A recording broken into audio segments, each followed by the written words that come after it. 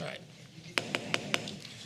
We'll call to order the Carver Heights, Montclair Area CRA meeting. It is Monday, April 24th, 2023, and the time is 5:01. Everyone please rise for the invocation and pledge.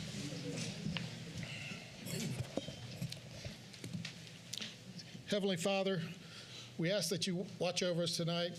Help us to make good decisions for the city of Leesburg. We do this in your name. Amen. I pledge allegiance to the flag of the United States of America and to the republic for which it stands, one nation, under God, indivisible, with liberty and justice for all.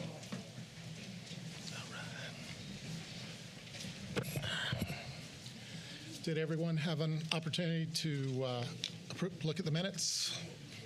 Motion to approve the minutes? So moved. Yeah. Second. I have a few changes. Okay, yeah, we can have discussion. Go ahead. I'm on the third. Excuse me.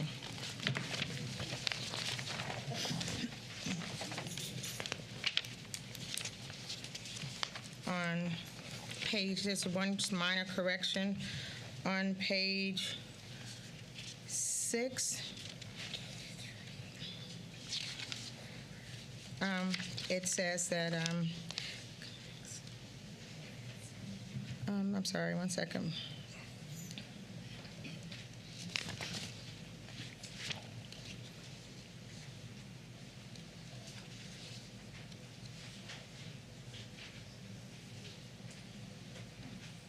One second, please. I'm sorry. You're okay.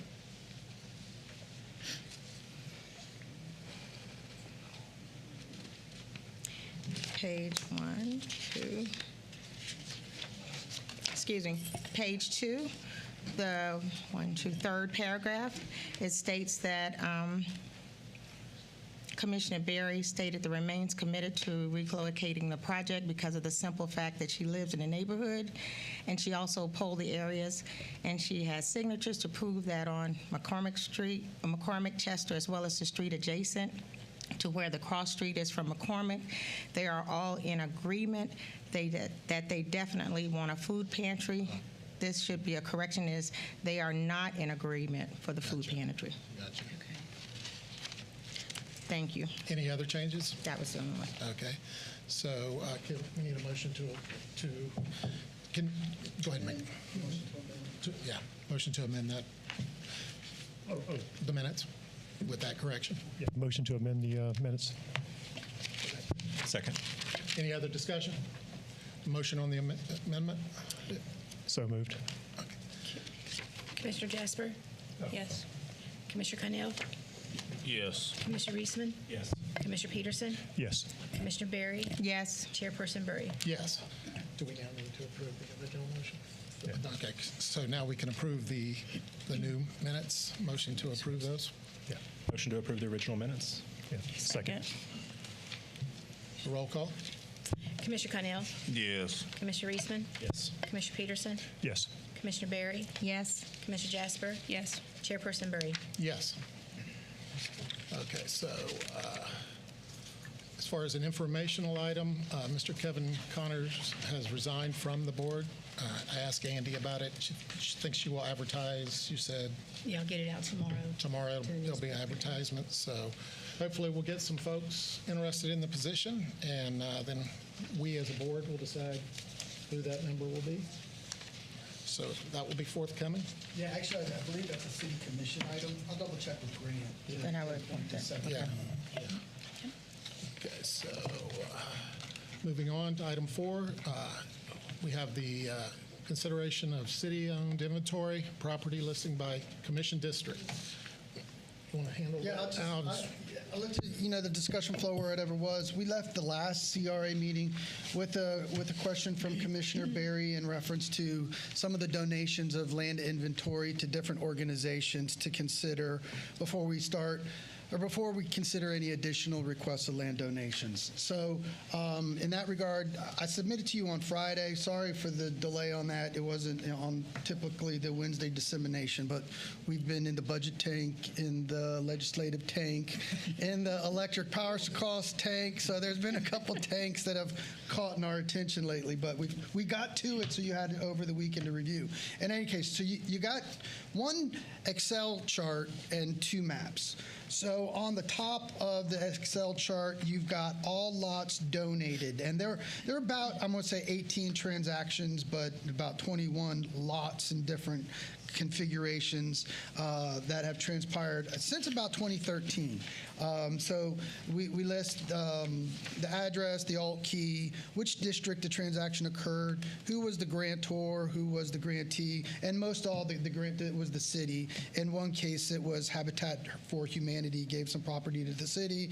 And then map item number 4 on your list is actually, that was the whole big city CDC CAC Child Advocate Center when we were doing the pool project.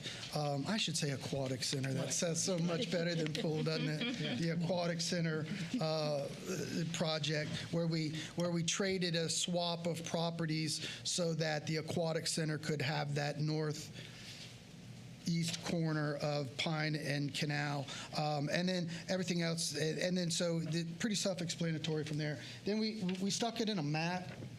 So that was the map you have. That the sketch of the district boundaries is obviously hand-drawn by yours truly. I think I'm pretty close to the commission boundaries, but most of the transactions are in District 1, a couple in 2, a couple in 4, and a couple in 3. Number 17, I think, is right smack in the middle of 2 and 3, so really wasn't exactly sure where that was. Your second list is lots that are still in the inventory. Okay, so just a disclaimer on this.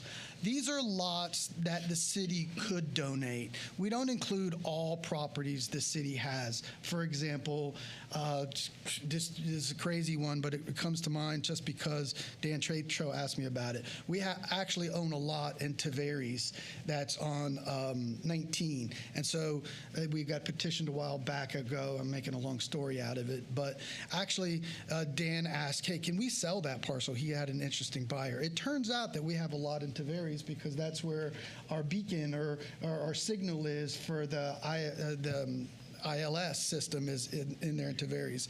So no, we can't. So well, all that story says, I could have been briefer, but if we have use of the property, it's not on the list. So City Hall's not in there, the police station's not in there, the library's not in there, the substations aren't in there, or properties that we deem that we think we may need in the future are not in there. So what you got is a list of properties that are typically a normal empty lot or something that we've acquired through code enforcement or that we've just had.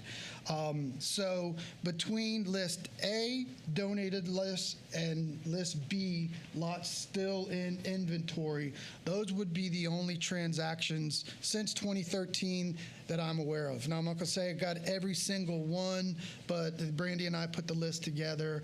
Sandra helped us as well, so the three of us, and I think we got everything.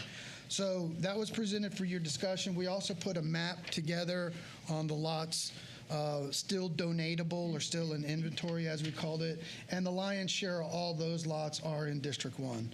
So with that, Mr. Chairman, we'll turn it back to the body to discuss how you'd like to consider the matter moving forward and help you with any questions you may have in the discussion. Can I speak, Mr. Yeah, go Chairman? ahead, Eric. I would like to say thank you so much for compiling that list and just letting us know what's available. I would like to make a motion to move forward to continue to donate some of this property that's available in District 1, 2, and 3, because as we know and as we've seen, when homeowners build houses and things of that nature, it eliminate blights and things of that nature. Also, too, I was able to get some information regarding the maintenance of a lot of these properties. We're spending close to $100,000 in the maintenance of these properties.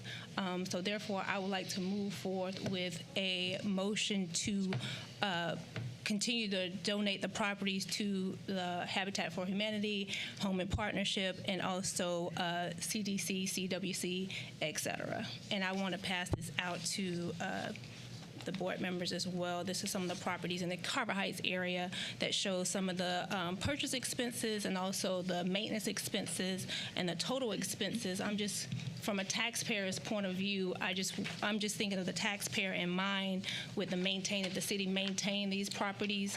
I just like to move forward with us being able to donate these properties and eliminating any moratoriums or canceling the motion to transfer title or anything of that nature, just from a taxpayer's point of view. Okay, so we have a motion to continue with the donation process. Is there a second for that motion? Are there any, may I have a question before we do Let's, this? Okay. in order to discuss it, we need to get a second to bring it up for discussion. Is there a second to discuss it, the motion? Okay. So lacking a second, we're not going to discuss it. There's no motion. Okay. Okay? All right. So, Well, I mean, I have comments too. I just don't want to discuss that motion quite yet. Correct. So I'll let Okay, go ahead. Commissioner- Go ahead, Doris. Well, I heard the motion clear, and I guess my first comment is I don't want to limit it to just those three groups. I think they've done an outstanding job, but I would like to open it up to any. I mean, if another group wants to come forward and they have a plan for the lot, I would like them to be included. Secondly, I guess I would just like more transparency going forward on who's buying them in the end. Be sure, I have no idea. We're donating them. I talked to Al Day about, maybe we should be selling them at fair market value. I bought into the giving them like we've been doing, but I would like to have more understanding, knowledge after the fact. My goal is not to be involved in the process. I just want to see like what happens afterward. I guess right now I don't understand who's approving the homeowners. I just don't know what's going on. So maybe, and I don't want to see it. Maybe we can go to Al, the closing statements. So we donate lots. It's built, CDC or somebody sells it. I think the city should have some information in file on that since we donate the lots. So that's really all I have on the whole subject. I can attest to just being on the board member of the CDC that a lot of low income to moderate income and also workforce housing, those recipients do receive these housing. Okay. And I see the bulk of them left are right there in Carver Heights. So, I'm sure the same three groups will probably control most of those lots. Al, can you tell us how we acquire these properties, how we've acquired them? I'm guessing code enforcement. I mean, Code enforcement? it's an open question. So, I mean, we got two different things here. My chart and the chart that Dr. Jasper provided. Dr. Jasper provided this today, so I'm not real familiar with it. They put that together. So, on this one, I think the simple answer to your question is probably a few various ways: a foreclosure, a code enforcement action, or a direct purchase. I did not look into for example, on the lot still in city inventory on the chart that I provided the commission, I did not look into how the city acquired that, just where it was and what district it was. But I'll verify the chart. Most of this, just like I say, it just was given to me as well, so I'll verify the chart. And we do have, some of these lots will have demolition costs, some of them will have tax costs, and some of them will have mowing costs. So Yeah, I'll verify. Go ahead. I have a question as well. This is donated lots, so I can understand some expenses as far as keeping the lots clear, as far as not having eyesores in the neighborhood. So there should be a cost for mowing if nothing is on the property just yet. So I can understand that, but as far as the maintenance, and I think that's part of it. If you're saying here the mowing expense for each of the areas, I don't know the prices, but I can understand in order, if there's nothing on the land, we would have to mow it. That would be an area that would request. But I would also like to add to some other questions in reference to going forward, maybe we should have, I would like to see more information, like Mike just asked us, who is the buyers of the home, who's getting it, how the list is comprised, and maybe in the future, creating a committee to determine how we assess who gets the property. Those are my thoughts. And then a disclosure of the sales and a closing summary, and just a few other things I'd like to add, but those are just a few things I could think of right off the top of my head. So, I do have a question. Who's paying this mowing expense? Where's that money coming from? I was going to ask if that was an allocation or a direct expense too. That's why I another laughed. question for Dr. Jesper. Where did this list come from? That came from some of the staff members. From what I understand, this is coming from the city of Leesburg. The city's paying $71,882 to mow 15 lots a year? Exactly. Well, we need to find a new mowing company. I mean, that's crazy. I'm going to bet that since we owned them, but This is- still. yeah. I was wondering if it was just an allocation of public works, like an allocated expense, or if it was a direct. I need to verify the chart. Okay. This just was dropped on my desk as well.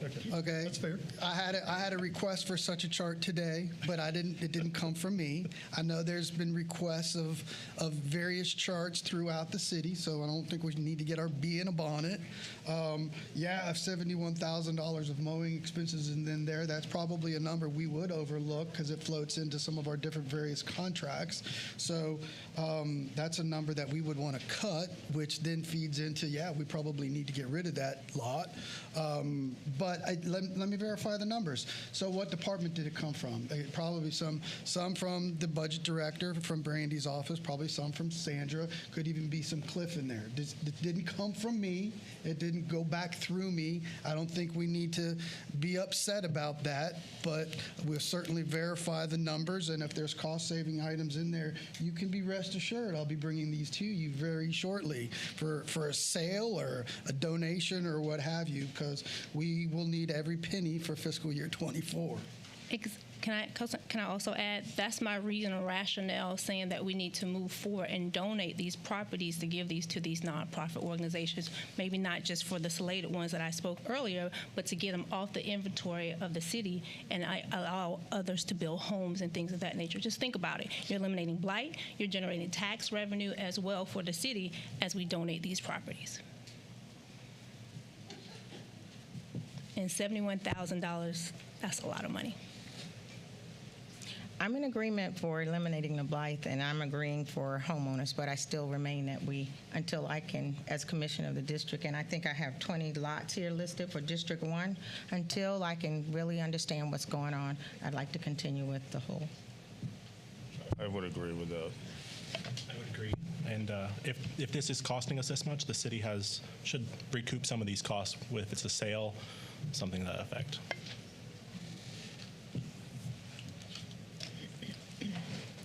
I mean, just for example, I know that there's some shock value in that chart, okay? But so before we all get our B's, like I say, so if that number is right, 7369 for mowing the empty lot on Nebraska with the first one on the list, all key 27067. So that's so I'm just going to use a round number. That's $7,400 divided by 12, that's $600 a month, which is really $100 a year for, the past 15. So when you break that number down, it's not a crazy number. You see what I'm saying?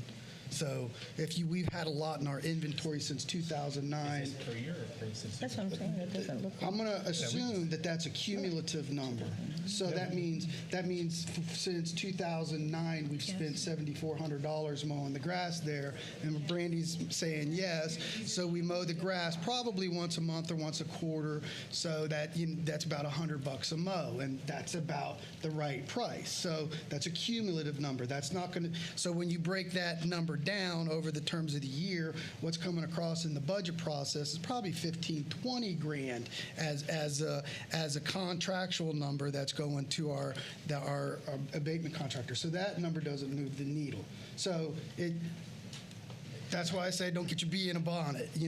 We're going to have expenses maintaining empty lots. $71,000 since 2019 for 20 lots on there 2009, I'm sorry, 2009. That's not a crazy number. So doesn't mean it's a good number, but it's one that's indicative of owning vacant property. Also, can I also add another number for the 468 property? That mowing expense is missing. I know the young man that mows that property personally, and he charges. Yeah, it's towards the bottom. It's like the third from the bottom. 1267366. That one. 1115 County Road 468. Okay. I know that his expense is missing as well. I didn't have the accurate numbers for that one, but I know he charges as well. So that number is missing in the McCormick Street. But so you can go ahead and validate the numbers, but.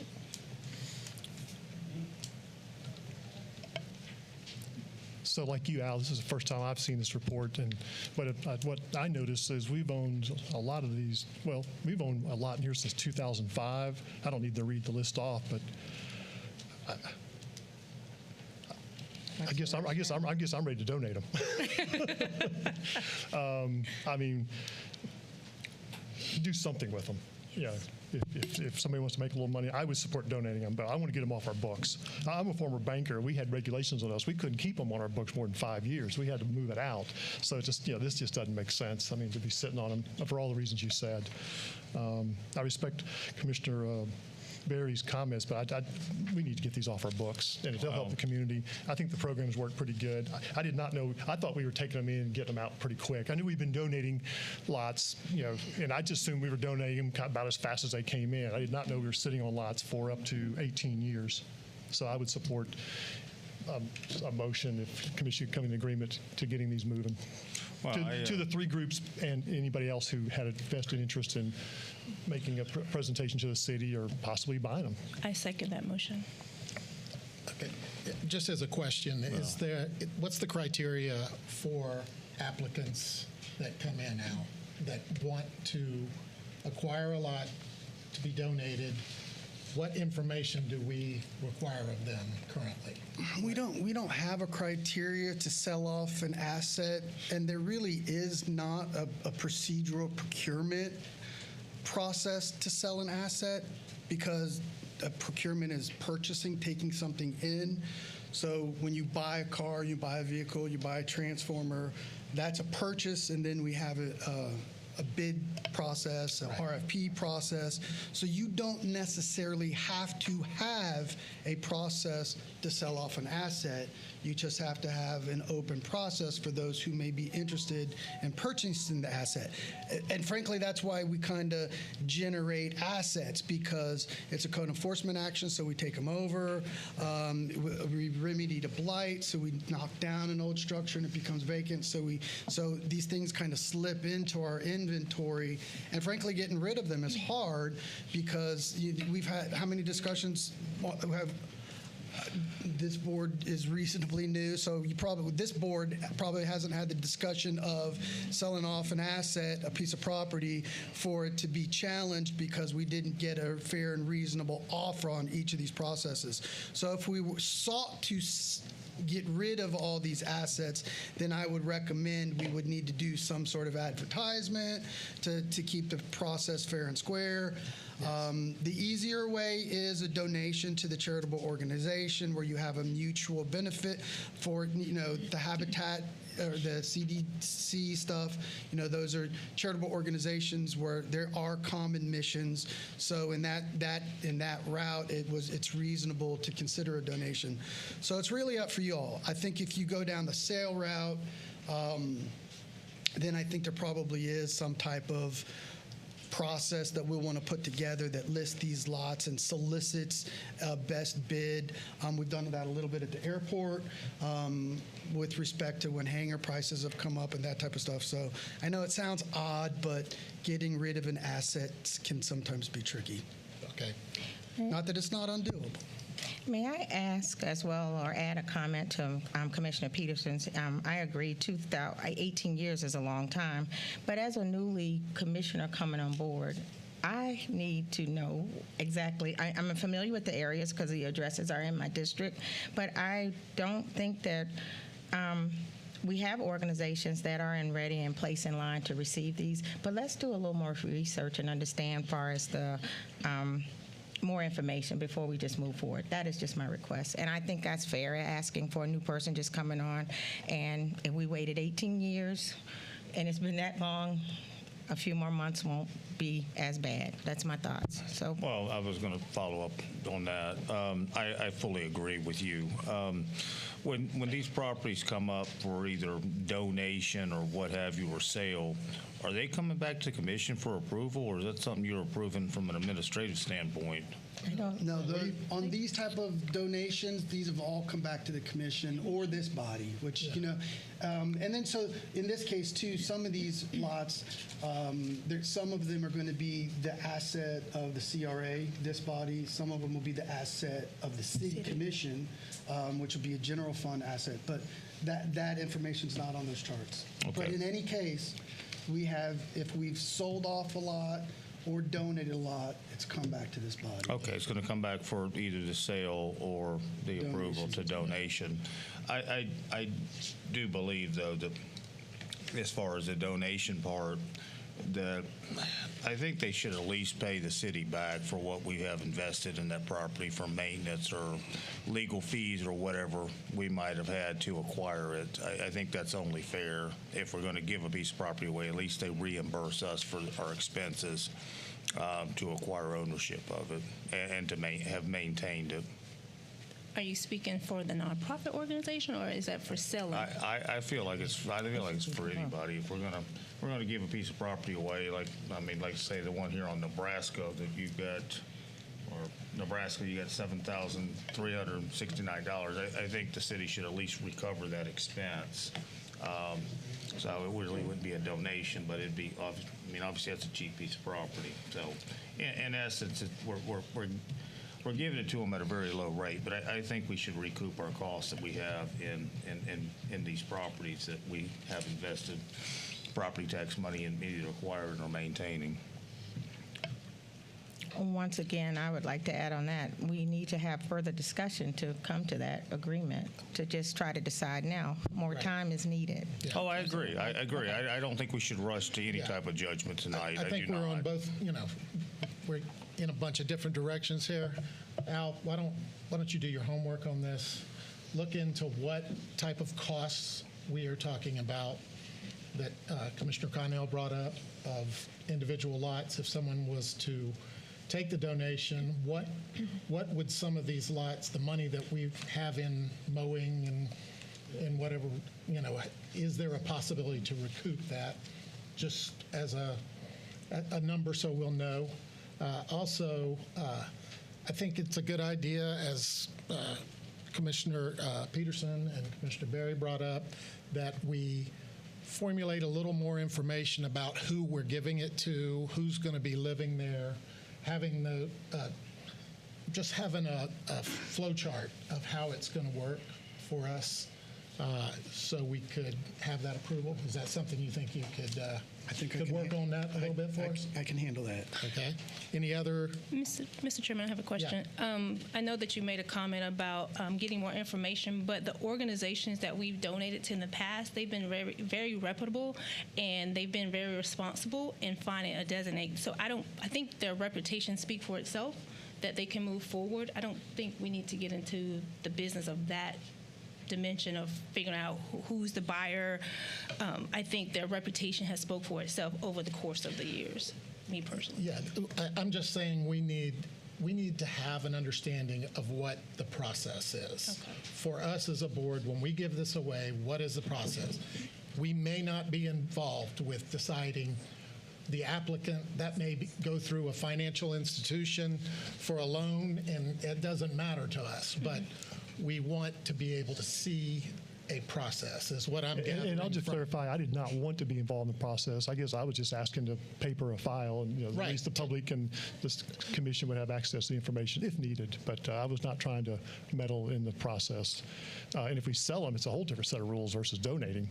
So I would still support donating them. There's got to be a reason we've owned some of these for 5 to 18 years. I don't think the market is not people could find these. If someone's interested, they can look up, see who owned it. It happens all the time. If they wanted to buy it, they can make an offer. So, we need to get these things off our books. I agree. Okay, so everybody can agree we'll come back next meeting with some information. Let me do some homework before next meeting, just because we're getting into budget time and I don't want to delay anything. I get the urgency, but I don't want to commit to next meeting just because the time of the year. Okay. So what time are we speaking? What time frame? I hope a month. A month? It could be Okay. next meeting, but I just Okay. We'll try to move on it. Arts workshop the next meeting. It won't I be. didn't hear what you said. The Andy. arts workshop the next. Oh, and then we have the arts workshop next So it would on the be like 8th. So we're 22nd. looking So at the June? No, we're looking at the second meeting in May anyway. May. Okay. So Hopefully by the second meeting. Okay. Okay. Okay, so are there any other items? Let's see, get back to the. Yeah, hang on 1 second for me.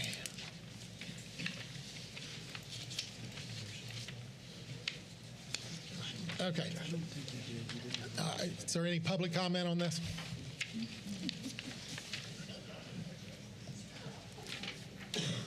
I know you got another meeting in 30 2 minutes, seconds.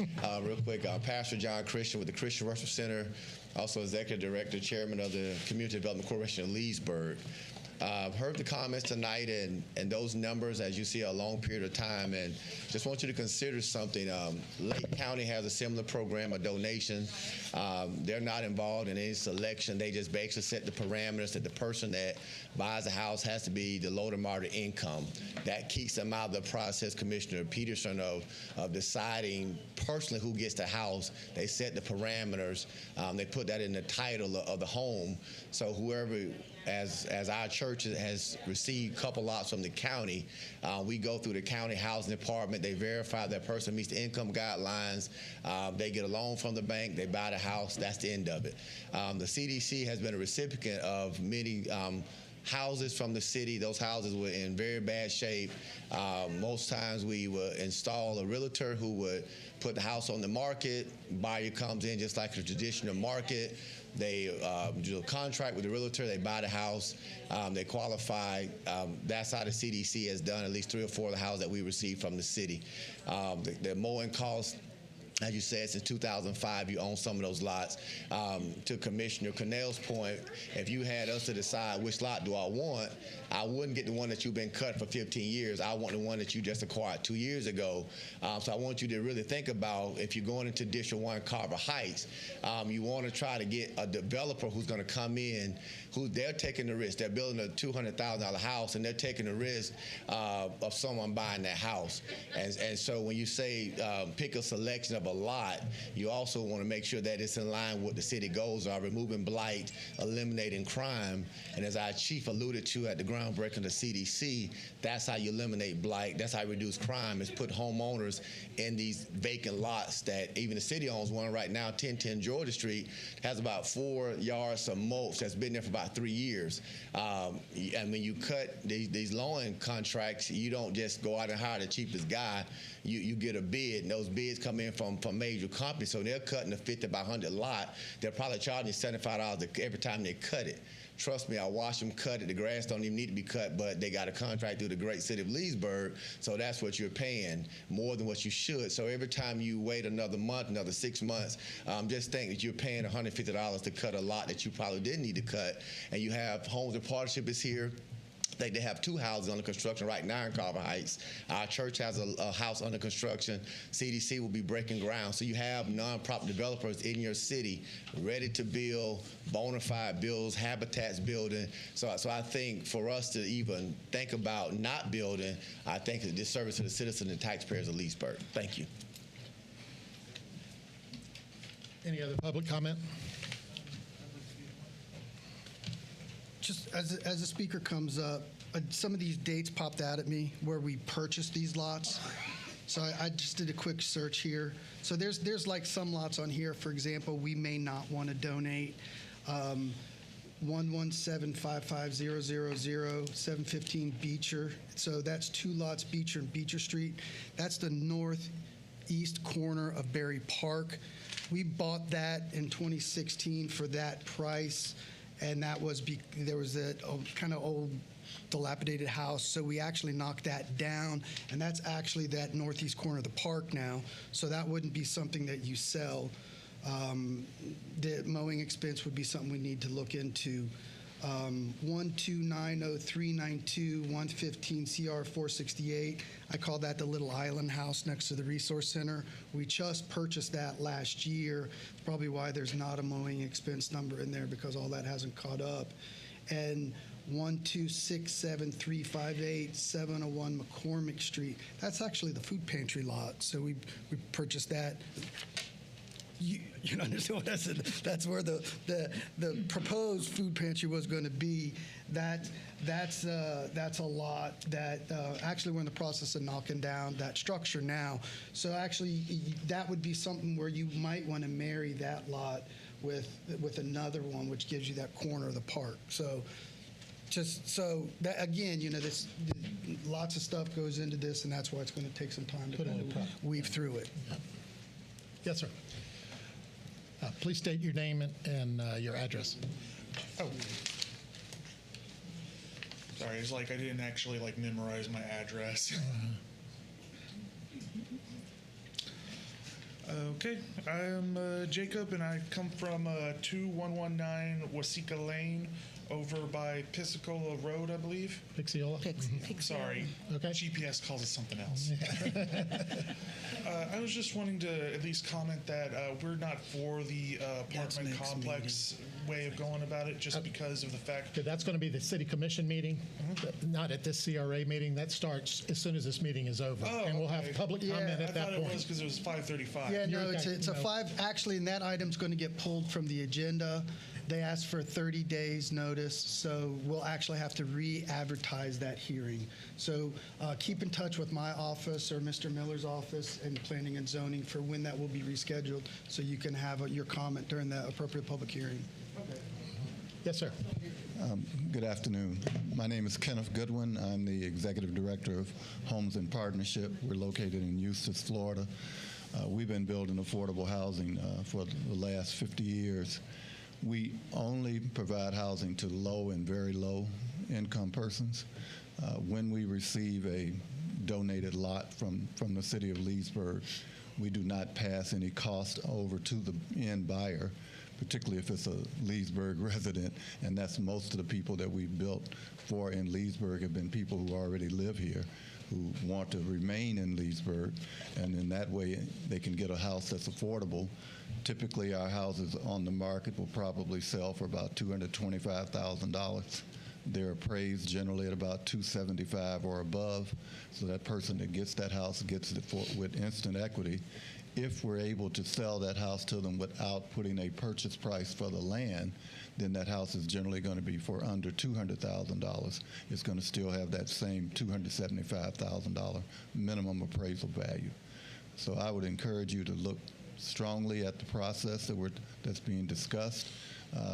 We have been talking to the City of Leesburg officials for the last several years, and the prior executive director did it for a few years before that.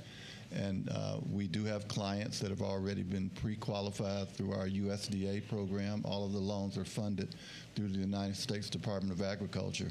They are low-interest loans, 4%, which is probably about 3% lower than the current market. They are 30 to 38-year loans, and so they're very, very affordable. We're talking about monthly payments that range from about $1,100 a month to about $1,400 or $1,500 a month. So individuals can get a brand new home for less than what they're probably paying for rent, and they can also build wealth in the process. So it is a process that has been working for years with the cooperation of the Department of Agriculture.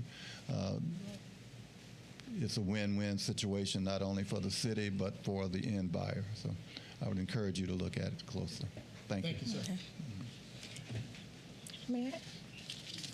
May I add one more thing? Yeah. I'm sorry. I'd like to add one more thing. I was just listening. I'm definitely in agreement for ridding the blight and creating homes for individuals.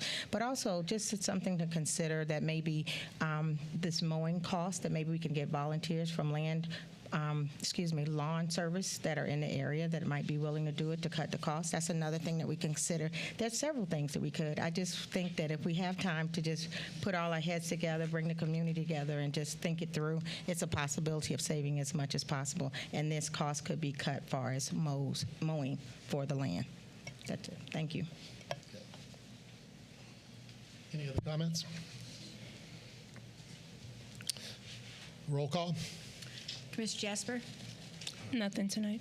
Commissioner Connell, No, ma'am. Commissioner Reisman, Commissioner Peterson, Nothing tonight. Commissioner Barry, No, nothing else. Thank you. Chairperson Burry. Nothing tonight. Motion for adjournment? Second? Second. We're adjourned. Thank you. We'll start the second meeting, take about a 2-minute break, let everybody move out that wants to. Thank you.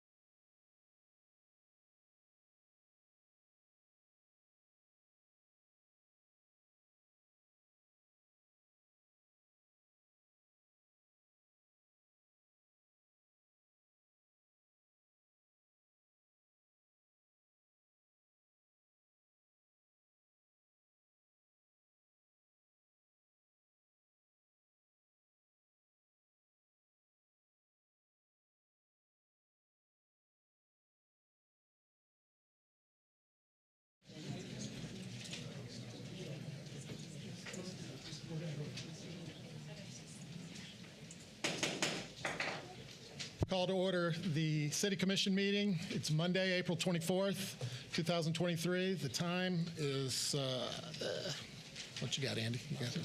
5:45. All right. Tonight, we've already had our invocation and pledge at the earlier CRA meeting, and we have a presentation tonight. If I could ask the Morrison family to meet me over at the podium.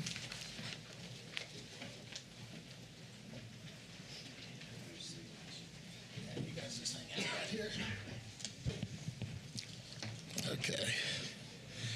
This is a resolution of the mayor and the city commission, City of Leesburg, Florida, naming the City Hall Commission chambers in honor of Fred A. Morrison and providing an effective date. Whereas on December 4th, 2021, the City of Leesburg and the entire community lost a valued member with the death of Fred A. Morrison. And whereas Fred A. Morrison was a native of Leesburg whose love for his family, friends, and the Florida Gators was unparalleled. And whereas Fred A. Morrison dedicated 43 years of his life to the legal profession and during that time served as Leesburg's city attorney for more than 30 years, and whereas Fred A. Morrison enriched the lives of everyone fortunate enough to know him through his humor, eloquence, dignity, and keen knowledge of the law, and whereas the mayor and the city commission of the City of Leesburg, Florida, wishes to express its deepest respect for the contributions Fred A. Morrison made to our city through his professional and civic endeavors, and whereas by virtue of Fred A. Morrison's distinguished service to the City of Leesburg, the mayor and city commission now finds cause that is appropriate and deserving to name the City Hall Commission chambers in remembrance of Fred A. Morrison. Be it resolved by the City Commission of the City of Leesburg, Florida, that Fred A. Morrison's life was lived well and shall be forever revered. That the city and city commission, that the mayor and city commission desire to recognize his commitment to the objectives of the city and the invaluable leadership, counsel, and guidance he provided as city attorney, which earned him the esteem and respect of commissioners, staff, and citizens alike. That the City of Leesburg City Hall Commission chambers shall be named in honor of Fred A. Morrison, and he shall forever hold the posthumous title of Leesburg City Attorney Emeritus, I think is. Sorry about that. That this resolution shall become effective immediately, passed and adopted by the City Commission of the City of Leesburg, Florida, at a regular meeting held the 24th day of April 2023, signed by the Mayor, James A. Burry, Jr. I'd also just like to say that as mayor, it is a huge honor for me to have this opportunity. Fred not only was my attorney, Fred was my friend. Susan is a graduate with me from Leesburg High School, class of '78, and this is a great thing that we're so proud of having this. So thank you.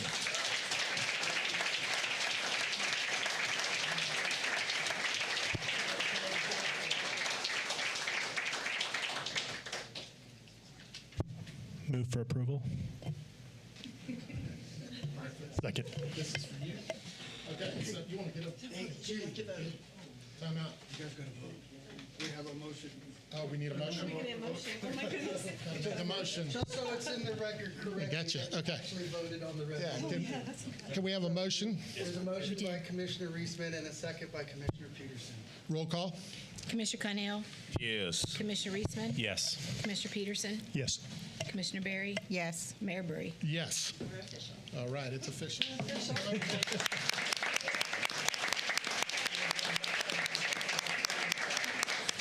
guys come over here. Back here in front. We're gonna, can you see there, Pam? All right, so we're gonna start at the bottom and lift it up. All right, here we go. There you go. Would you like to read it? Yeah. The plaque says, Fred A. Morrison, Commission Chambers, dedicated to Fred A. Morrison, City Attorney, in recognition of his decades of service to the City of Leesburg and his citizens. April 24th, 2023. And this is going to be hanging right up front. So everybody-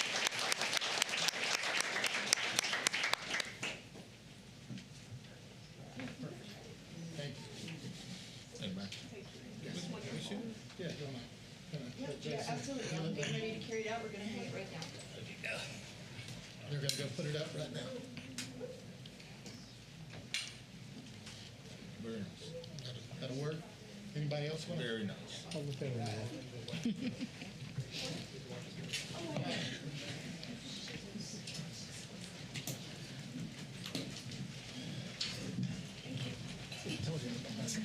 Don't forget my thing. You didn't tell me that we had to vote on it. All right. I'm doing the increase. Yeah, but it keeps moving it. You have to move back.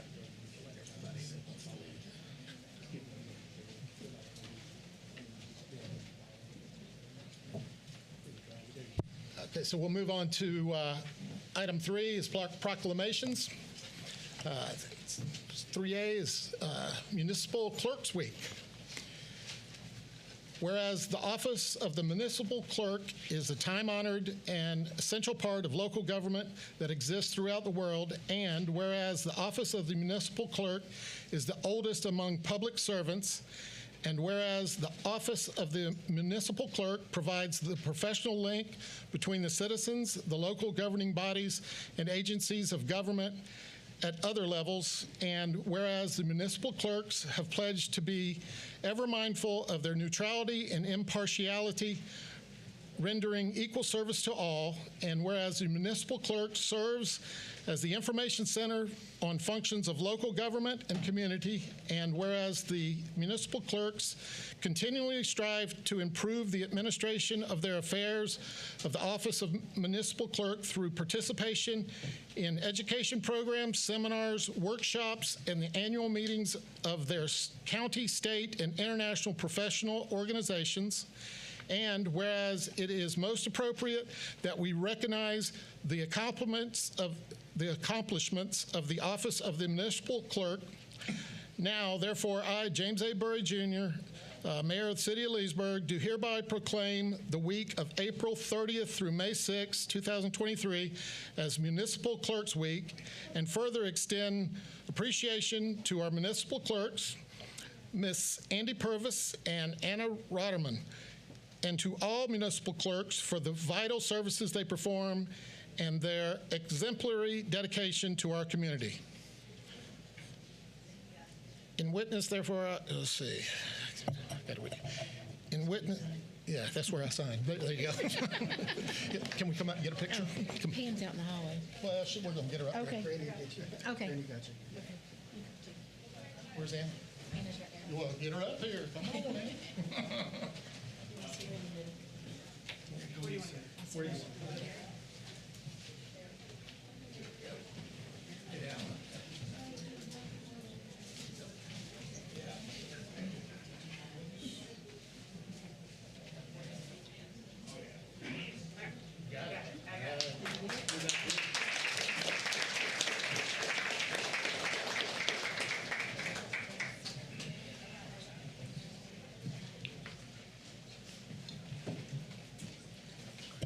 Thank you.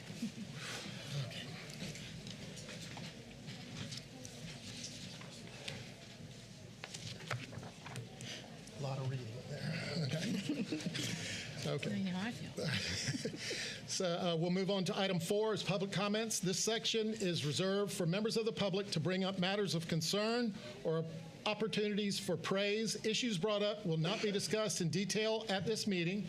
Issues will either be referred to the proper staff or will be scheduled for consideration at a future City Commission meeting. Comments are limited to 3 minutes. Would you please give your name and your address when you come to the podium? Thank you. Hi, I'm Joni Smalley, 1002 South 9th Street. I'm the Executive Director of the Leesburg Partnership. Just in case, we want to let everybody know, Bike Fest will be going on this weekend, Friday, Saturday, and Sunday.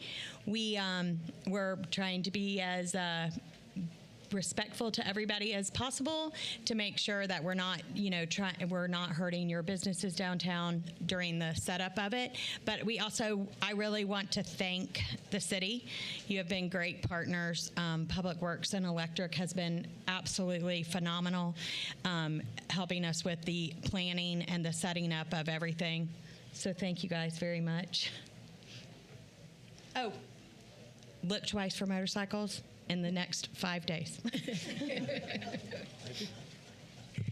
Dr. Erica Jasper, I just want to give a public service announcement and just let everyone know that we plan on having a community cleanup on May the 6th. If you mark your calendars for May the 6th, the city of Leesburg is joining forces with Keep Lake Beautiful, and we will be at 2 parks. We'll be at Berry Park and also Johnson Park from 7 a.m. to 11 a.m. on May the 6th. So once again, please mark your calendar for May the 6th. I know Commissioner Reisman, he'll be there. Commissioner Berry will be definitely in her neighborhood, in my community, the CRA, as a CRA member, so definitely please come out on May the 6th as we clean up our city beautiful. Thank you. Any other public comment? Okay, moving on to the consent agenda. Item 5. Routine items are placed on the consent agenda to expedite the meeting. If the commission or staff wish to discuss any item, the procedure is as follows. 1, pull the item or items from the consent agenda. 2, vote on remaining items with 1 roll call vote. 3, discuss each pulled item and vote by roll call. Are there any items the commission would like to pull?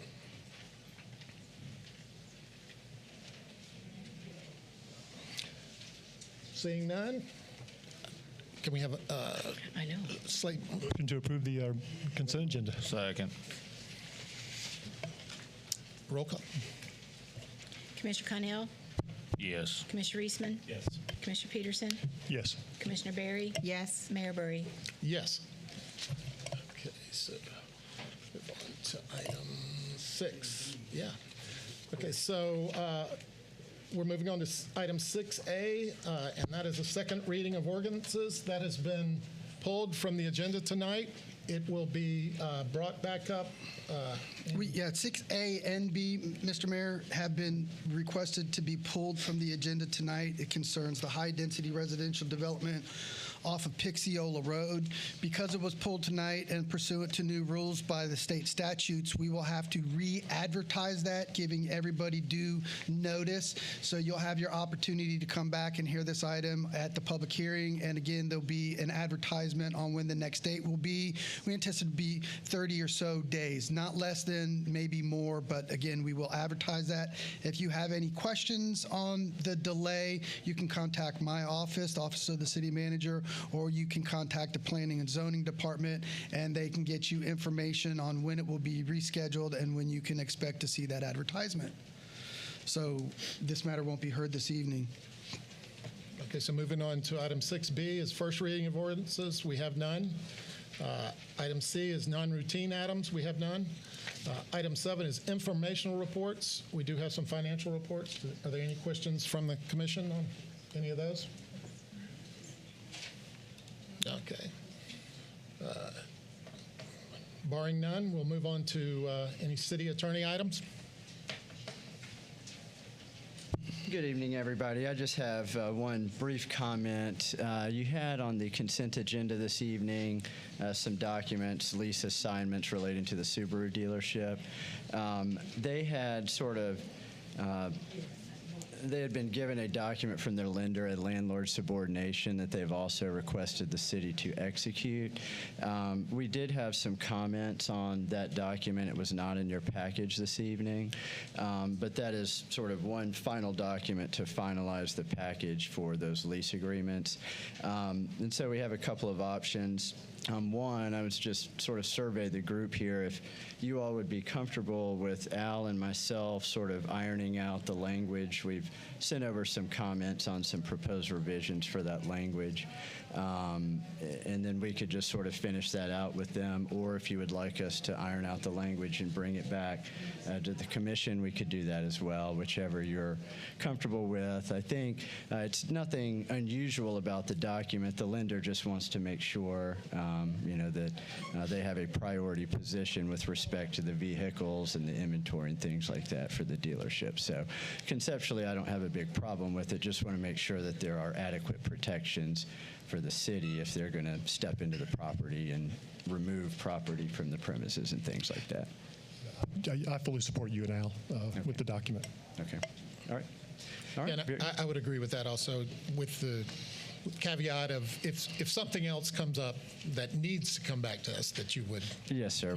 We'll definitely let you know. Use your discretion in that. Yes, sir. All right. Very good. That's all I've got. I appreciate it, everyone. Thank you. City manager items? I actually have two, and I'll be as brief as possible. The first item is I'd like to recognize Pam Hester. She might still be standing out here. She doesn't need to come in. If she comes in, I'll get yelled at tomorrow. But Pam had a big part in making that resolution for Fred. She wrote it. It went through some word crafting as a team effort, but that really came from Pam's efforts, as well as the plaque and getting everything all squared away. So I thought it was important that Pam get recognized for those efforts. It meant a lot to her. She doesn't get nervous about much, but she wanted to make sure that dedication of the boardroom be recognized well. And as you guys know, everybody misses and really appreciated Fred. Yes. With that, I'll speak right here, Commissioner.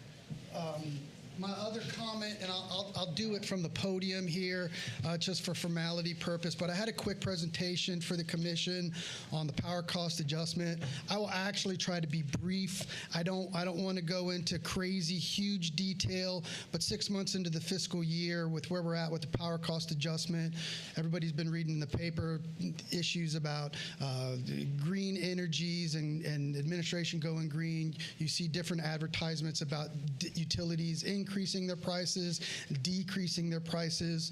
Frankly, the picture has unfolded pretty much as we thought it would back when we made the unfortunate presentation to say we had to increase our power cost adjustment. But 6 months into the fiscal year, I felt like it was very important to have this public discussion, and then we'll update what your direction is on our website. So hopefully everybody checks that out. All our electric customers alike on our website where we have the Leesburg Electric Rate Watch. So just on a high level, this chart represents what we thought power costs were going to be in the red line. And these numbers are probably hard to read in the audience, but they go from about $120, $140 a megawatt down, maybe dip below, for a fiscal year average when we did the budget back in October of about $125 a megawatt. 6 months into the fiscal year, this green line represents where we've been. And November's always a little goofy, which is represented in these two spikes for whatever reasons, but we were actually down, and up again. Throwing out November, we were close to being on target, but we actually saw a little relief. So when we thought the initial budget was going to be about $125, we're actually about $113. So we're $10 a megawatt less expensive than we anticipated. There's really only one reason for that. The North had an extremely warm winter. With the warm winter, that means natural gas prices stayed low. It doesn't mean any of the things that we had talked about environmental, green issues, the war in the Ukraine, taking gas supplies, or the stopping of major gas supply lines. All three of those had major determining factors on why gas spiked so high.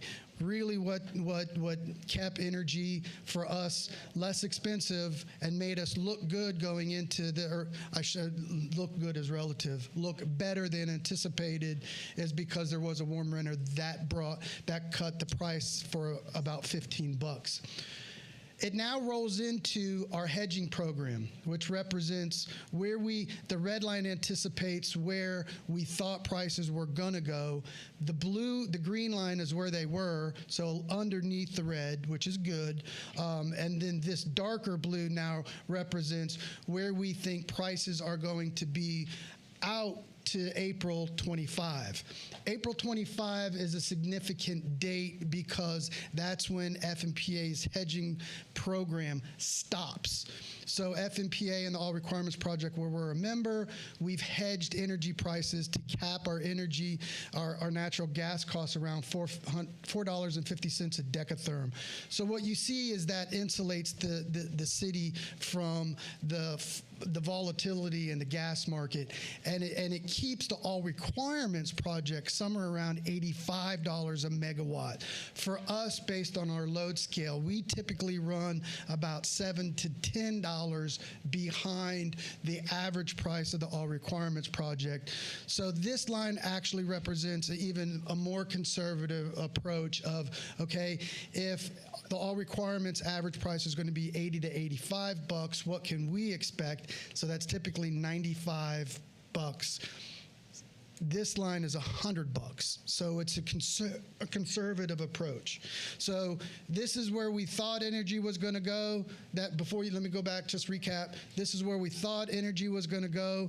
The green is where it went, and then the blue is a new estimate. So we hope we're right on this blue line, or if we do better, we'll be under the blue line. I think we've got a little bit of variable from the blue line that puts us, maybe we can see $85 to $90, but I don't think too much more. So with that, what does that mean in terms of recouping our loss? So again, you have a series of lines. So let me recap too.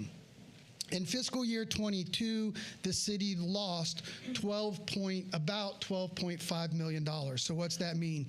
That means our power costs went up $12.5 million more than we anticipated, which was directly related to fuel costs.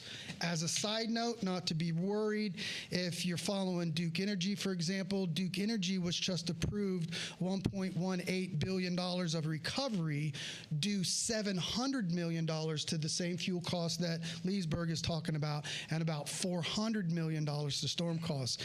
If you divide the customer base by $700 million of Duke and the city's customer base, $26,000 to 12, you come up with a number of about $650 a customer and $600 a customer. I say that because our losses were about the same, and as we told the commission back in September, we reacted quicker. That's why our price went up quick. Duke and FPL and the state investor-owned utilities had to go through the Public Service Commission. That's why you see their tiered rate increase. So they got one approval back in the fall to increase rates in January, and then they were approved another rate increase in January, which becomes effective May 1. So right now you'll see Duke at about 172 per 1,000. You see Leesburg at about 177. That's critical because our goal has been to recoup the $12.5 million loss. So now, before I mix stuff up, because I'm going to use two numbers, 12.5 million and 3 million, and they're actually synonyms, let me explain.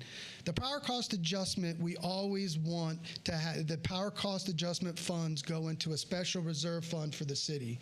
When we eat through those funds like we did, we start taking electric fund cash. In this case, we like to keep about $3 million of reserved money for the power cost adjustments. So when we lost $12.5 million, our bottom line actually looked like we only lost $9.5 million. But there's another $3 million that you need to recoup. So the power cost number has to get from 9.5 in the hole to 3 million in the black, to where that is now a stabilized number. So I'm gonna probably interchange 3 million and 12.5, and I'm saying the same number. So what our goal is we have two things in mind. We want to first make sure we recoup all of the money back to 3 million, the 12.5 million bucks. But B, we also realize, the utility realizes that there's the need to have rate relief for our customers. So those are joint, and what we're going to contemplate here in the next few minutes is how best to accomplish that goal. So based on the power cost numbers that we just showed, if we hang out around $100 a megawatt, we anticipated that if we were paying $125 a megawatt and had a power cost adjustment of 7 cents per kilowatt, we'd get back to just about a net whole of about $4.5 million. So we anticipated collecting back at 7 cents about 18 months of recovery. We're going to speed that up, it looks like. The green line is where we're at now. So we did better here with the warm winter, and now we're starting to see hedging. So where we thought we were going to be at the end of the year, we're there about now. Mind you, our worst months for profitability of the electric fund are March, April, and May. They're that because we have a constant kind of steady use, and we don't spike or we don't go down. And when you throw all that into the hopper, we anticipate losses during that months. The utility makes more of a profit in the hotter months, which is not atypical of the industry. Our problem right now is we have, and it's a good thing, we have positive numbers, but we also have an unknown because we don't have our hedging numbers in for the dangerous months, which are March, April, and May. Everything is about a 30-day delay as our numbers comes in. So what we have right now is 1 month of the 3 that are tricky, which is March. Originally, we anticipated about $1 million loss in March, and what we had this year at 7 cents was actually about a $250,000 recovery. So that actually puts us $1 million ahead. If that trend continues, we think that you probably be able to lower the power cost adjustment. The question becomes when. So that we looked at 2 ways. If you go now, which a little more risky, if you said do this tonight, you wouldn't hear me squabble or say that's a bad plan. So one plan is kind of a 2-tiered step. A 2-tiered step would reduce your power cost from 7 cents to 5 cents now, so that there's about a little bit of rate relief in the hot months. But if you do that plan, you don't get to get a full recovered price up until probably April of next year. The other option is keep it at 7 cents, and as soon as you recover the full amount, which we estimate is going to be at September, you go from a negative like about 1.5 million to 4 million from August to September, then reduce it in one shot to where you go from about a 7 cents power cost adjustment per kWh to a 3.3. That's what this blue line represents. And then you can kind of hang out at a rate of a power cost adjustment of 3.3 cents, which next slide kind of shows you, so which one is better? You would think immediate rate relief is better. So that's what we tried to do in the next chart. But actually, actually go down one more. That's what we did in this chart. These 2 charts are 24 months of accumulated cost price. If you do the 2-step to get immediate rate relief, you go 7 cents, 5 cents, and then I think we said 2.75 cents per kWh.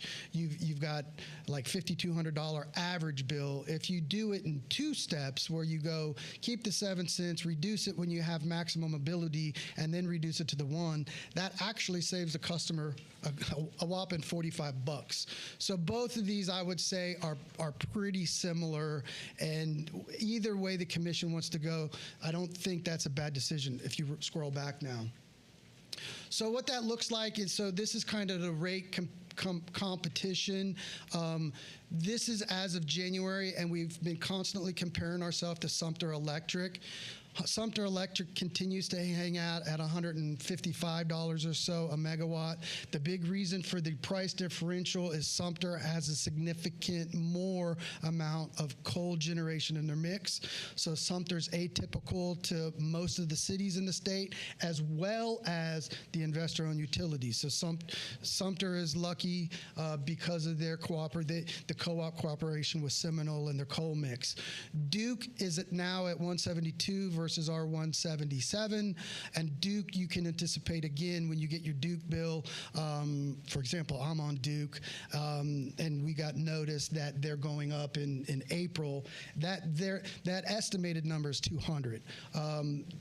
Mount Dora just did a notification that Mount Dora is coming down. I don't know what Mount Dora is coming down to yet.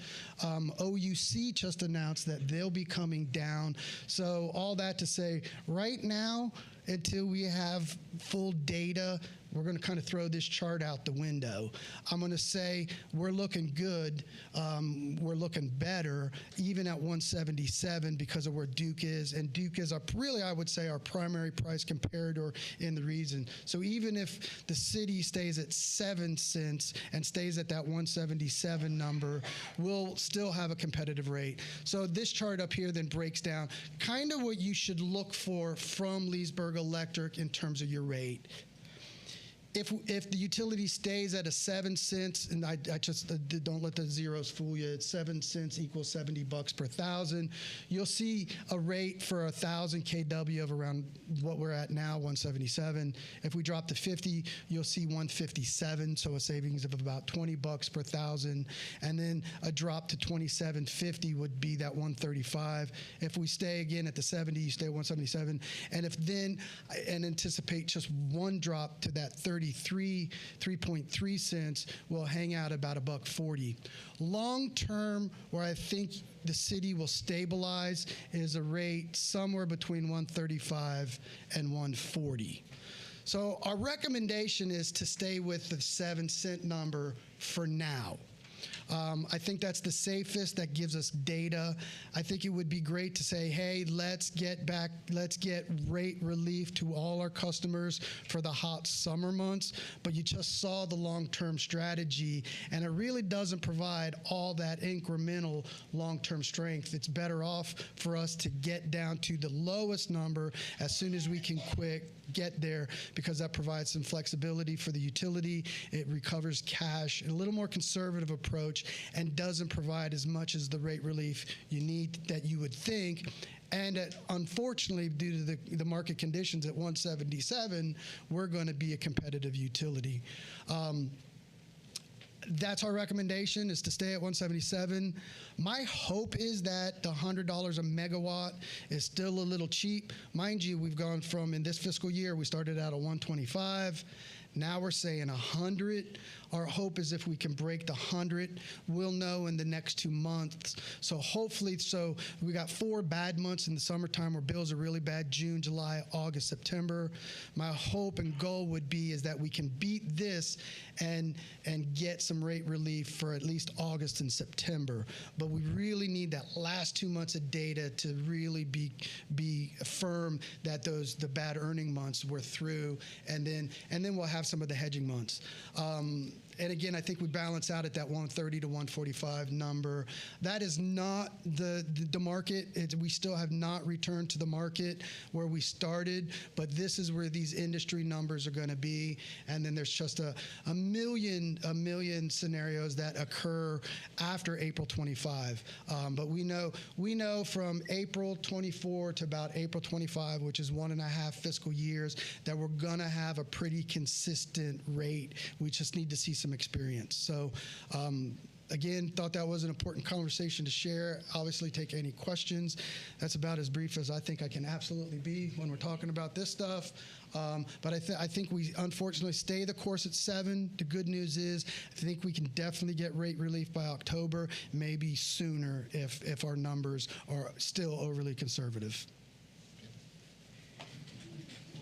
Any questions from commissioners regarding any type of consensus or comments?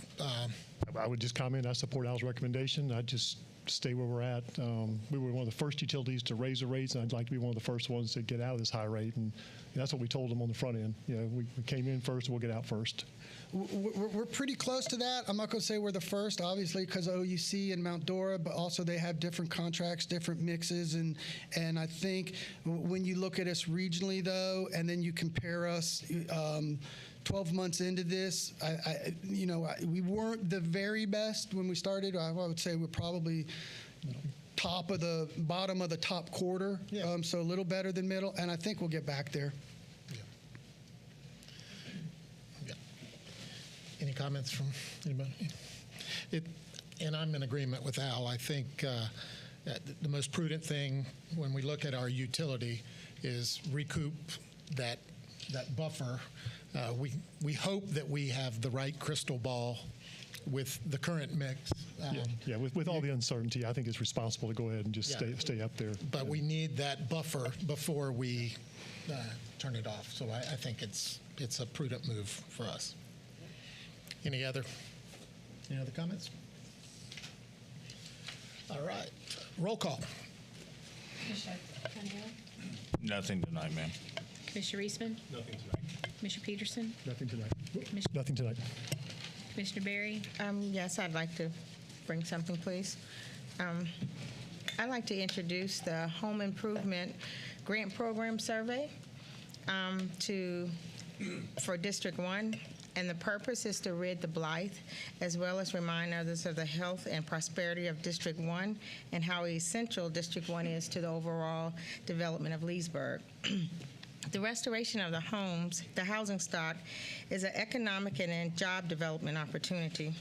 So on April 27th, I'd like to go into Woodland Park area in West Leesburg and try and introduce and share with the homeowners as well as the residents a survey for them to complete and list their concerns for their improvements that they need at their home.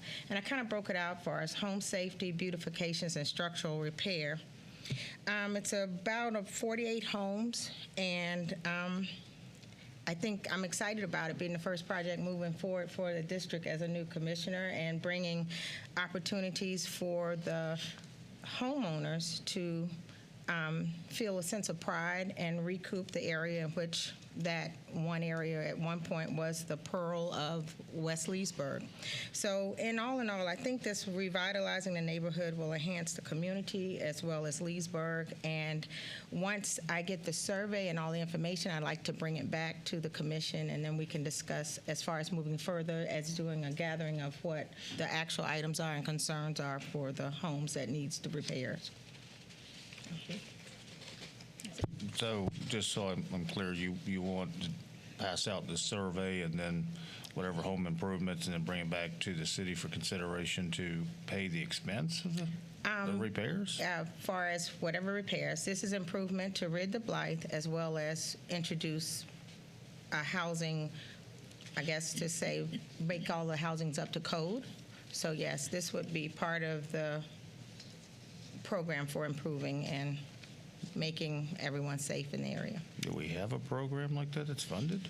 Yeah, we do, and this is something Commissioner Berry has talked to me about, and Commissioner Connell, you've also had some questions. You've had questions on, the three primary grants: the downtown business grant, the home rehab grant, and the FSL grant with the crawlback provision, and you've asked that we review those grant programs. So with that, the commission charged us with actually myself and Grant with the responsibility to update those ordinances or resolutions. I can't remember how we implemented the grant programs. I want to say we did it by reso, but whatever the case is, we've got that task to review that and to put some rewrite with some crawlback provisions.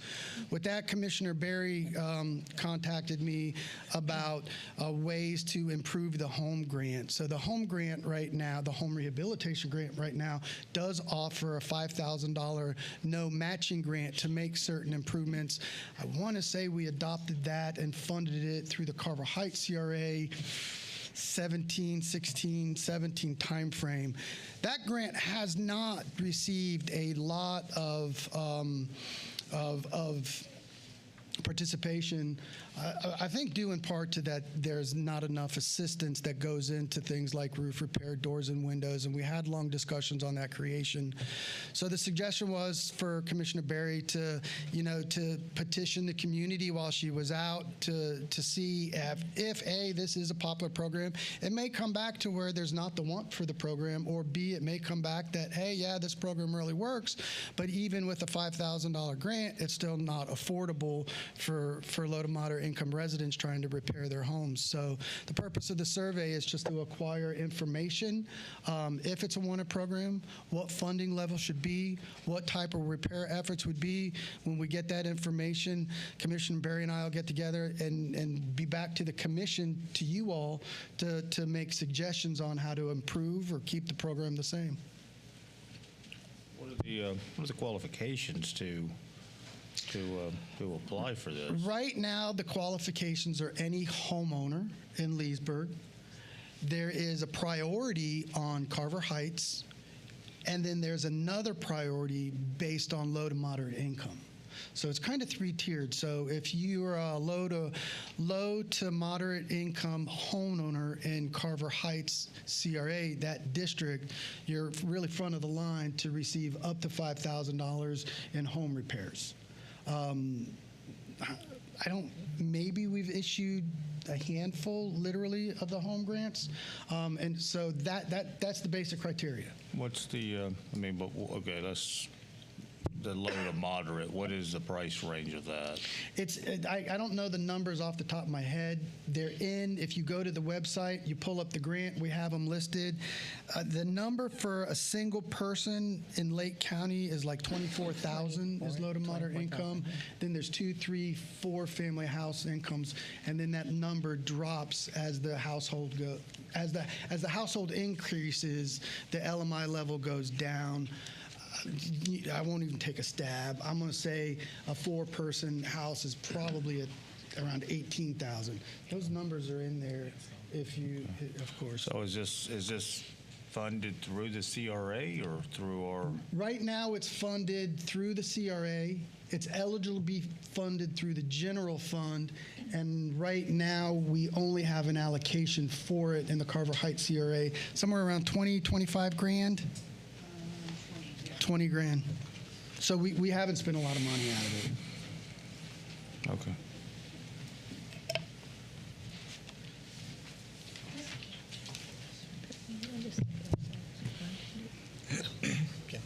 Okay. Any other comments? Okay. We don't. This is roll call. There's no public comment Okay, during roll no call. problem. I have a good question. Thank you. Mayor Burry. I have nothing tonight. Motion to adjourn. So moved. Seconded. We're done. Shortest meeting, Mayor. Huh? It's your shortest meeting.